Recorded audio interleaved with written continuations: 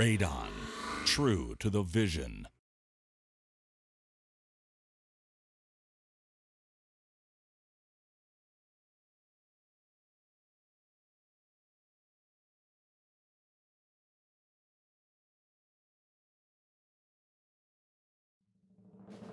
For all branches of the U.S. military, the timely acquisition and distribution of modern training technologies is critical to success on the battlefield.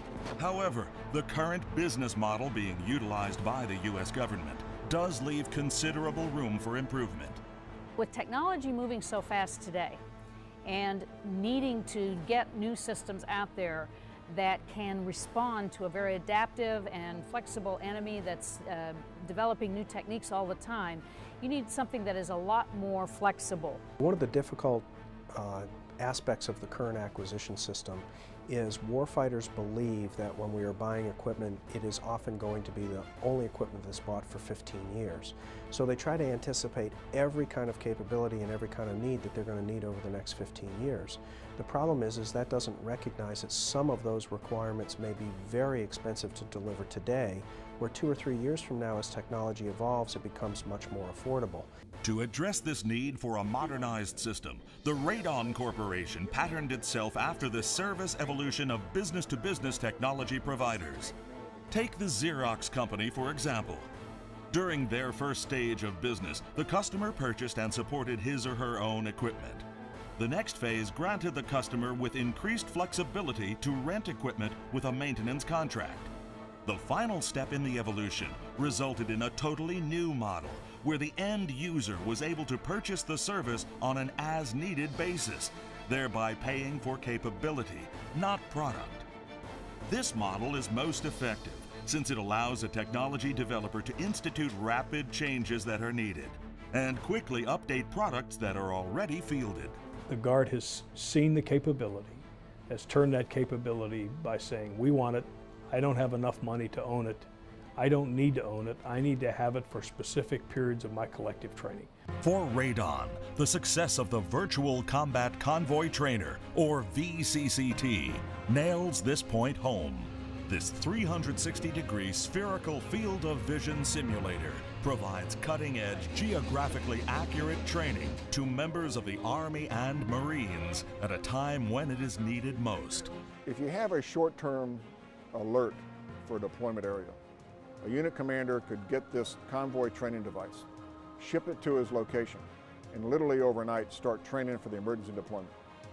Great savings for his time, great for his leaders to feel comfortable with the deployment area they're going into, and more importantly, the soldiers, sailors, airmen, and Marines feel their unit commanders are taking care of them, getting ready for combat.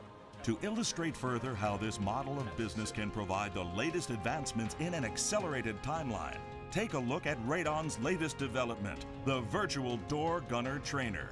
The VDGT is the only fielded helicopter simulation technology that provides realistic door gunnery and crew coordination training for UH-60 Blackhawk, CH-47 Chinook, and UH-1 Huey crew chiefs and pilots.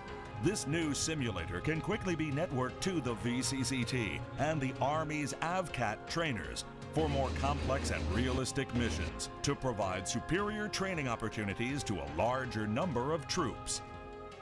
The ultimate goal of this new business methodology is threefold: to reduce the cost of training, to shorten the time it takes a soldier to acquire a skill, and finally, to improve skill retention and reduce refresher training frequency. I've spent a lot of time in the research, development, acquisition process in the Marine Corps, and it is by nature a slow, cumbersome process, and there are some good reasons for that. There are ways to speed that process along. You can go to a GSA schedule, either rent or buy something that is current off the shelf.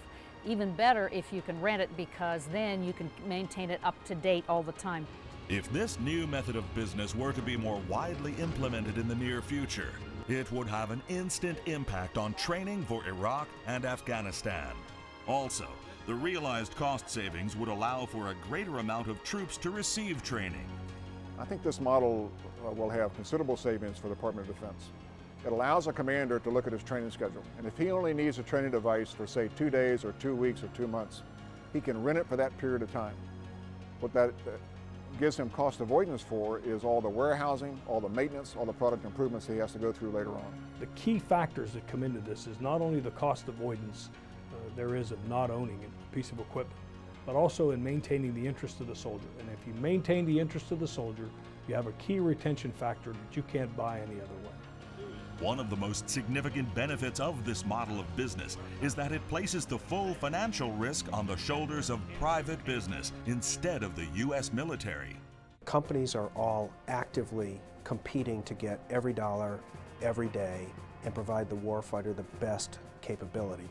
That is the definition of capitalistic competition. Instead of competing once every 4 or 5 years to secure a 4 or 5 year monopoly, we are forced to compete every day, every hour. If a company fails to deliver, they will be replaced, or the capability will be replaced by one of the competitors that are out there.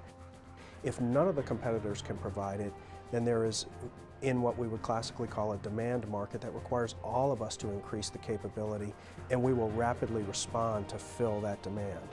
When the full risk of product development is placed on the shoulders of private industry, there will be an even greater demand to collaborate with the warfighter, which will yield superior training results. You need to have the people who have actually been there on the ground, who've seen what's going on, and who can feed that information back. The geography, the terrain, the special tactics and techniques, especially as they evolve and change over time. If you're in a rental agreement, then that is part of the contract, and updates will automatically happen based on that feedback. Another benefit of this business model is the positive way that intelligent governmental spending will be perceived by the public and the troops themselves. We have a responsibility in the military to do the best we can, providing equipment, training, and leadership to our soldiers, sailors, airmen, and Marine that are in harm's way. We want to be sure that they can go, fight, win, and come home alive. That's very important to not only the military, but certainly to the American people and the mothers and fathers of America. But we also have a responsibility to do that as cost-effective as we can. Cost effectiveness is not the primary consideration, but it's got to be a consideration. We have to be good stewards of the taxpayers' money. There's a limited amount of that money, and the better we are as stewards of that money, the more equipment we can buy, the more training we can buy, the better we can make sure that our military is prepared and ready to do their mission. For more information, please visit our website at www.raydon.com or call us at 386-267-2936.